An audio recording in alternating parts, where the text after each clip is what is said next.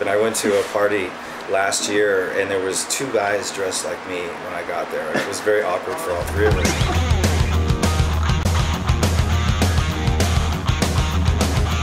We're here with Slash. Dude, I love the new CD. Thank you. You know, you have different lead singers on the CD, but you and Miles Kennedy have a special bond. Did you know that right away when you guys hit it off? Well, I just knew that, I knew that I liked him when I first heard him sing. You know, I thought he had an amazing voice and I thought he wrote a great song. And then I asked him to do the tour, and then he came down and we rehearsed, you know, a full-blown set in a week and went out and did our first shows. And that to me is the sure signs of being able to handle whatever it is that's thrown at you. Is he your next guy? Is he your next lead singer for Velvet? No. That's people are trying to make that.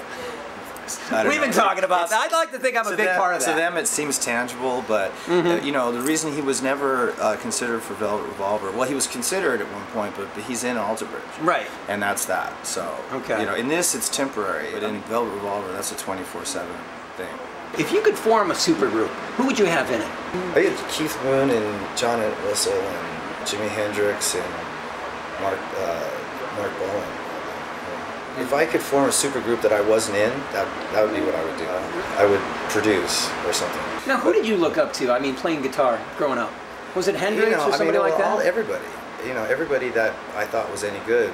English guys mostly. You know, Keith Richards, Mick Taylor, Ronnie Wood, Brian Jones, Jimmy Page, Jeff Beck, Jimi Hendrix, Eric Clapton. I mean, I could make a list that goes on forever. Billy Gibbons, you know, the guys from Aerosmith, AC/DC, just pretty much everybody that was on record. I was like a huge sponge, so anything, even if it was only 2 notes that appealed to me, I was right there. And how many guitars do you have? Well, I actually just got rid of a whole bunch, so probably about somewhere between 90 and 100. Where do you keep them? Do you have like a storage unit? Well, I have some stuff on the road, I have some stuff at the house, and I have some stuff in storage. How many guitars do you bring on the road? This time around, I'm only using like 4 main guitars, so 8, you know, backup for each one. Wow. Now tell me about the people that you worked with on the CD. What was it like working with Kid Rock? He was great. Kid Rock actually really surprised me because, you know, I mean, he's such a big star and stuff that I was sort of like, you're a big star, man. You know, like, I just didn't know what to expect as far as like, you know, if it was just going to be a throw and go, but he ended up being really, really into it, and we did it in his studio at his house, and he, you know, he put a full day into it. Really? You know, we worked on it together, we worked on it from the bottom up, and I was really impressed by his work ethic. Now what about Ozzy, working with Ozzy? Ozzy I did at his house as well, and he was great. You know, I just showed up, and he had some lyrics he put together, and we sat down together, and you know, and he sort of went through his different vocals that he had and listened to it. It was very surreal because I've been listening to that guy since I was 13 years old. To hear that voice that I'm familiar with for so long, just sitting there right next to me and working out some lyrics, it was a trip.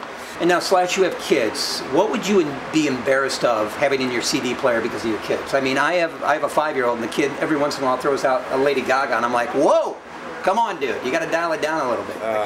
You know, I sort of keep the kids on the, you know, rock and roll and metal path. So when they go to school in the morning and I'm driving, they're listening to like Sabbath or Led Zeppelin or something like that. That is so cool. I do the same thing with my kid. You know, it's like, listen, you got to be, you know, rock and roll. It's not even a point of telling them, oh yeah, you need to hear this, you know. But every so often, you know, I'll ask them, so you like this? You know, they're like, yeah, banging their heads in the backseat. That's very cool. Are you a good dad? I try, you know, I mean, all things considered, I'm not your conventional type dad, you know, I'm not out there sort of doing baseball practice to the extent that some guys are. You know? And do you wear this when you drop your kids off, like the hat and the shades and the whole thing? No, they do actually, you know, I mean, all things considered, it's sort of, you know, they're used to it at this point. That's cool. And I brought another Loop t-shirt for you. How many do you have? Probably about 4 or 5 dozen at this point. What size do you wear? Large? We brought XL on the just large. a large. A large? Yeah. Okay, cool. Dude, love the new CD. Thank you very much. Good to see you again. No, I appreciate it. Slash, everybody.